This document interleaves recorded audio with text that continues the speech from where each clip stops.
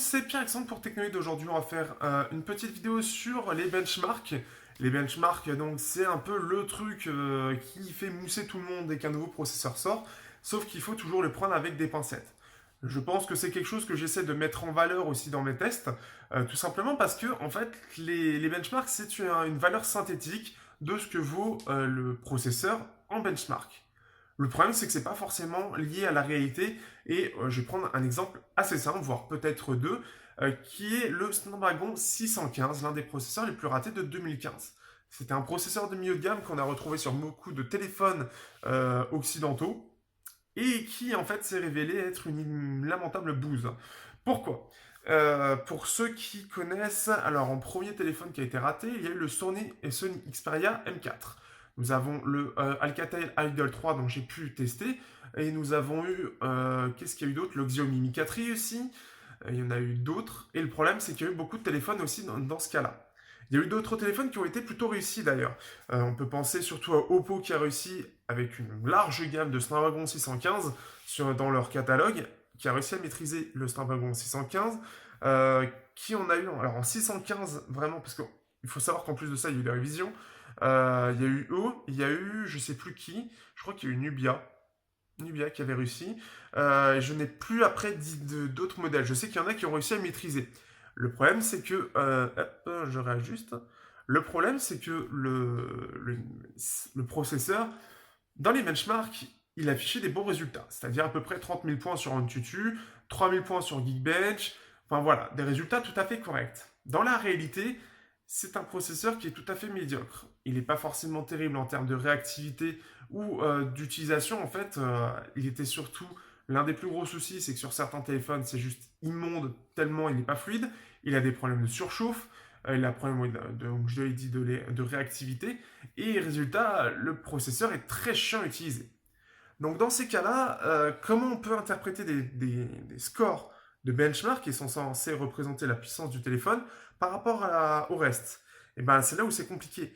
Puisque c'est pour ça qu'il faut toujours faire attention et faire la distinction entre un téléphone dont il a des bons résultats et un téléphone qui a des bons résultats, mais dont l'expérience est vraiment à chier. Résultat, ce que je veux changer en tout cas dans mes benchmarks, et je compte le dire maintenant, c'est qu'aujourd'hui les benchmarks ne vont plus être faits dans le sens waouh, il a un joli score, mais je vais montrer aussi, alors voici le score de base, voici le score quand il est en pleine utilisation, donc quand il va être très chaud, comment il va réagir, c'est-à-dire est-ce qu'il va garder ses fréquences, est-ce qu'il va les maintenir, est-ce qu'il va baisser ses fréquences, est-ce qu'il va désactiver des cœurs. Je vous conseille de regarder la petite vidéo, donc vous pouvez regarder tout simplement dans les dernières vidéos, ça fait à peu près une dizaine de vidéos, je mettrai le lien dans la description pour tout le monde, ou tout simplement ici. Eh bien, ce qui s'est passé, j'ai testé, donc j'ai fait une petite vidéo du Helio X25 qui avait une petite réputation, alors sur les rumeurs sur Twitter, comme quoi il chauffait, il surchauffait même, ce qui fait que c'était pas terrible pour les constructeurs pour l'intégrer. Et j'ai pris aussi le Snapdragon 652 qui est très apprécié. Résultat, eh bien au final, c'est surtout le Snapdragon qui a chauffé. Certes, c'est sur deux appareils assez différents en construction, mais néanmoins les deux se refroidissent assez bien et réagissent plutôt bien puisqu'ils ont un système de refroidissement qui est efficace. Le problème, c'est que au final, le 652 chauffe beaucoup et descend beaucoup en termes de score au bout de quelques minutes. On peut le voir en jeu et on peut le voir aussi en benchmark, surtout sur Geekbench, qui m'a permis de voir comment il réagissait.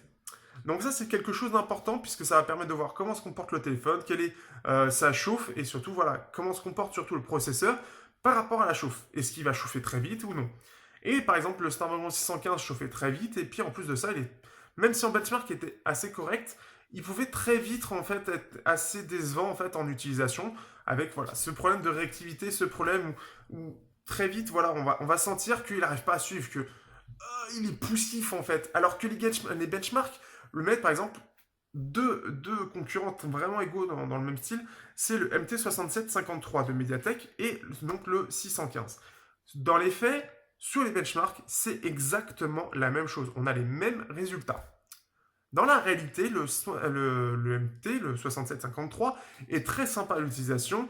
On n'a pas trop, enfin, On sent qu'il est plus lent, bien sûr, qu'un processeur haut de gamme, mais c'est pas réellement gênant. Là où un Snapdragon 615, déjà quand on sait qu'on va en avoir un, on a peur, et quand on l'utilise, on a vraiment peur. Et c'est ce qui s'est passé avec l'Idol 3 où j'étais assez content de m'en débarrasser, dans le sens à l'utilisation, au quotidien, c'était vraiment, vraiment horrible. Alors c'était juste pour une prise en main, pour voir un peu la différence avec le Idol 4S, sauf que c'était une horreur.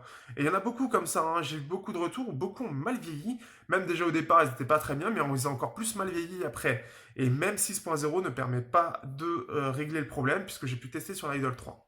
Donc c'est pour ça qu'il faut toujours faire attention au benchmark et de voir ce qui est mis. Et surtout, le problème, c'est ça pour moi qui me manque dans beaucoup de tests, c'est qu'on n'a pas ce rapport entre l'utilisation et les benchmarks. Et résultat, par exemple, il y a par exemple le Honor 5X qui lui utilise la version 616, donc normalement une version améliorée du 615. Donc c'est à peu près la même chose, mais en gros c'est un correctif, en gros c'est une mise à jour pour que justement il chauffe moins, ce genre de choses. Là, il y a plus de constructeurs qui ont réussi à le maîtriser que de constructeurs qui ont réussi à se planter. Et là, c'est surtout Huawei qui s'est planté avec le 5X. Et le 5X a été une véritable horreur aussi en utilisation. Autant, on va dire, le multitâche, ça allait, mais pareil, il avait toujours ces mêmes problèmes, comme l'Idol 3, de lenteur, de pas fluide, de pas réactif. Enfin, voilà, vraiment chiant à l'utilisation. Le problème, c'est que dans beaucoup de tests, ça n'a pas été mis en avant. Alors que moi, je l'ai beaucoup ressenti, je n'ai pas été le seul, hein. Quelques-uns de mes collègues du forum l'ont eu aussi, et ont eu la même sensation. Alors pourtant, dans les tests, ce n'est pas mis en avant. Pourquoi, je ne sais pas. Peut-être que certains n'ont pas l'habitude d'avoir ce téléphone, donc ils se disent, ce type de téléphone à telle gamme, donc ils se disent que c'est normal, ça je ne sais pas après. Mais en tous les cas, les benchmarks ne sont pas en relation avec l'expérience utilisateur, et même entre deux téléphones avec le même processeur, surtout celui-là, le Snapdragon, ça a été soit tout est bien sur le téléphone, soit tout est mal. Donc, ce qui fait que par exemple, le Xiaomi Redmi 3, lui, il était assez sympa. Alors, j'ai eu un petit peu peur quand même, mais il était assez sympa à une utilisation. Et il était, à contrario du Honor 5X, fluide, plutôt réactif, pas trop lent. Enfin, voilà, on a vraiment une chance. Si vous êtes vraiment curieux, vous pouvez aller regarder mes deux tests du Honor 5X et du Redmi 3 qui montrent vraiment la différence entre les deux et la sensation que j'en ai eue. C'est assez impressionnant quand même de voir à quel point un processeur peut me rendre l'appareil si mauvais. Et c'est là, et même si les benchmarks sont plutôt bons. Donc c'est ça qu'il faut faire attention. Donc quand vous regardez des benchmarks, dites-vous pas, ah, il a des bons benchmarks, donc il est bien. Ça, c'est faux. Vous pouvez juste vous dire, il a des bons benchmarks et une bonne expérience, enfin c'est bien optimisé derrière. Normalement, il devrait tenir un peu plus longtemps que tel ou tel appareil. Même si c'est pas forcément vrai, on peut se dire ça, on peut se dire qu'on a une certaine marge ou que du moins, il va pas être trop mauvais pour certaines tâches que je vais lui demander. Après, voilà, il y a toujours une limite, mais dans l'utilisation, il peut y avoir des grosses différences et c'est là où voilà, c'est le bas qui blesse.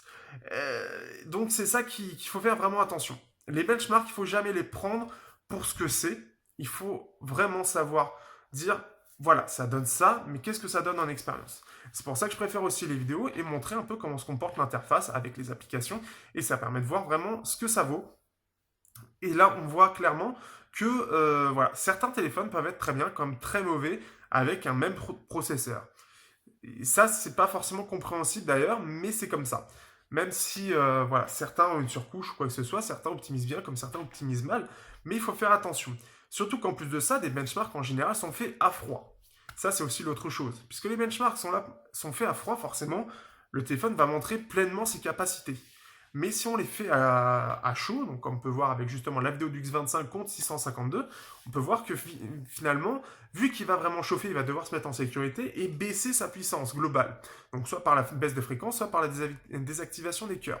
Et certains téléphones peuvent être vraiment horribles à utiliser quand justement il va réellement chauffer. C'est ce qui s'était passé avec le Motorola Moto X-Style qui avait un Snapdragon 808. Donc un téléphone qui en soi est vraiment bon quand je l'avais testé. Et puis quelques temps après, en fait, je l'ai utilisé plus profondément. Je l'ai utilisé vraiment parce qu'on ne me l'avait pas redemandé à ce moment-là. Je l'ai utilisé comme téléphone principal. Donc ce qui fait qu'au début, ça allait bien, etc. Puis au bout d'un moment, en fait, le souci, c'est qu'il a commencé vraiment à chauffer de façon aléatoire pour aucune raison particulière au final.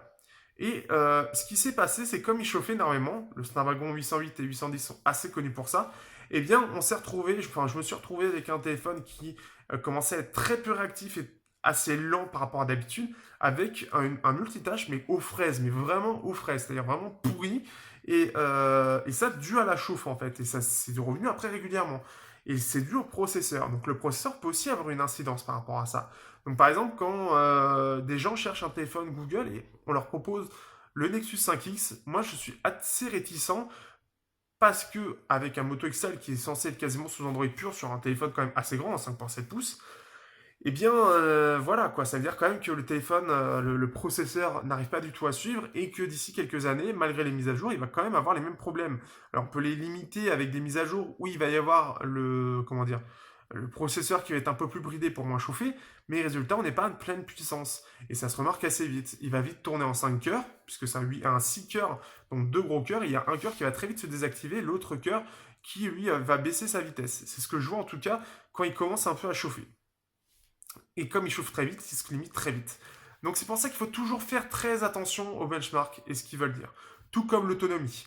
Il faut savoir que beaucoup de testeurs, même moi de toute façon, utilisent un système pour benchmarker l'autonomie. Et on va terminer un peu là-dessus, sur l'autonomie enfin, la benchmark et leur autonomie. Alors beaucoup utilisent YouTube, les numériques utilisent Netflix et Deezer, et c'est ce qui permet pour eux d'utiliser, en fait, de montrer l'autonomie en moyenne. Sauf que si vous regardez, je ne sais pas si certains déjà ont regardé un peu le petit fichier Excel que je mets pour chaque téléphone que je teste de deux façons. Je teste sur YouTube et je teste sur mon utilisation habituelle, en fait, quand je teste un téléphone, tout simplement. Résultat, entre YouTube et mon utilisation, en fait, il peut y avoir des différences plus ou moins importantes. Il y en a qui sont liées, en fait, souvent. Puisque sur YouTube, c'est de 100 à 15% et sans son. Et ensuite, moi, mon utilisation, c'est un mix entre 4G et Wi-Fi.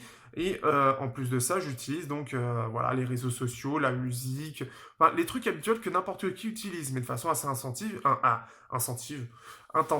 pour que en fait, je vide la batterie en journée, puisque je suis comme ça. Et en fait, ce que je vois, et je suis aussi en luminosité automatique, hein. De ce que je vois, eh bien, souvent, en fait, ça va être lié, mais parfois, il va y avoir des grosses différences. Par exemple, je ne suis pas d'accord avec l'autonomie de les numériques sur le Idol 4S, ni sur l'Honor 8. Ni d'ailleurs sur le G4 aussi, où l'autonomie est vraiment très bizarre, puisque sur YouTube, il va y avoir une très bonne autonomie, mais dans la réalité, l'autonomie est vraiment, vraiment pas terrible. Donc c'est pour ça qu'il faut faire très attention aux benchmarks d'autonomie, et il faut les recouper avec plusieurs tests. Parce que là, moi, ce que j'essaie de faire, c'est vraiment donner mon ressenti par rapport à mon utilisation, mais ce qui vient, c'est que par rapport aux autres téléphones, tous les téléphones que je teste, je les teste dans exactement les mêmes conditions. Donc, ce qui permet d'avoir une autonomie, d'avoir une idée à peu près de l'autonomie que je peux avoir à peu près tous les jours, puisque c'est à peu près une moyenne que j'ai hein, quand je mets cette autonomie-là.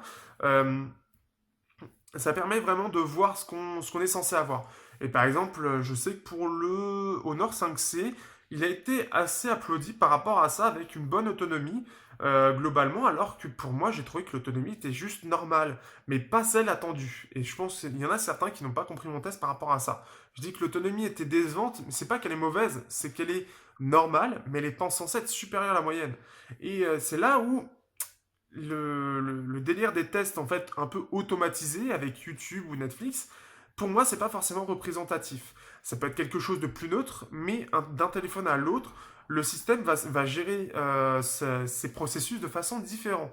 Donc les processeurs en fait vont vraiment gérer de telle manière, en fait pour chaque téléphone ça va être de telle ou telle manière. On peut le voir notamment d'ailleurs avec mon test justement du X25 contre le Snapdragon 652 qui est un petit peu biaisé puisque Meizu en fait a largement limité le processeur pour qu'il utilise le moins d'énergie possible.